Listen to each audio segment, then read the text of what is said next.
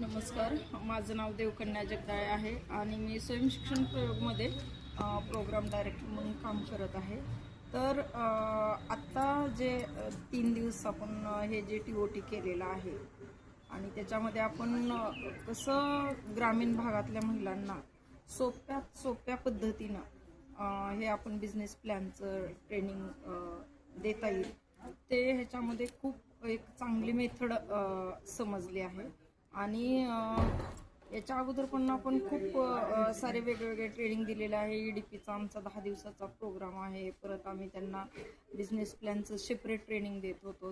पण जे नॅचरल जे म्हणतो नॅचरल गोष्टी कशा शोधायच्या आणि त्याचाच आपल्या बिझनेसमध्ये कसा एक वापर करायचा, जेणेकरून आपल्याला आपल्या बिझनेसमधला खर्च कमी करता येईल. आणि ज्या अडचणी आहेत, पहिल्यांदा प्रश्न पडतो महिलांच्या समोर की आम्ही मार्केटिंग कसं करायला पाहिजे, आम्हाला पैसे नाहीत बिझनेससाठी, हे जी समस्या आहेत ना, आणि कच्चा माल कुठं भेटेल. तर ह्याच्यामधून ह्या 3 दिवसाच्या वर्कशॉपमधून असं कुठलंही त्यांच्या मनामध्ये प्रश्न राहिला नाही की आम्हाला हे कुठं भेटेल हा विचारायचा.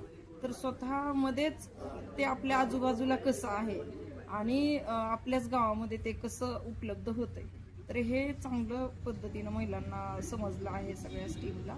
आणि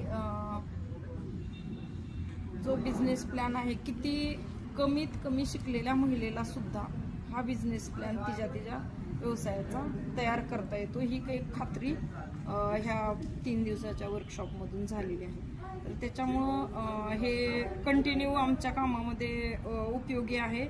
आणि कुठल्याही महिला आता विचारू शकणार नाहीत की आम्हाला हे कसं, म्हणजे प्रश्न हा त्यांच्या पुढे राहणार नाही. तर हे खूप चांगल्या पद्धतीनं ट्रेनिंग झालेलं आहे.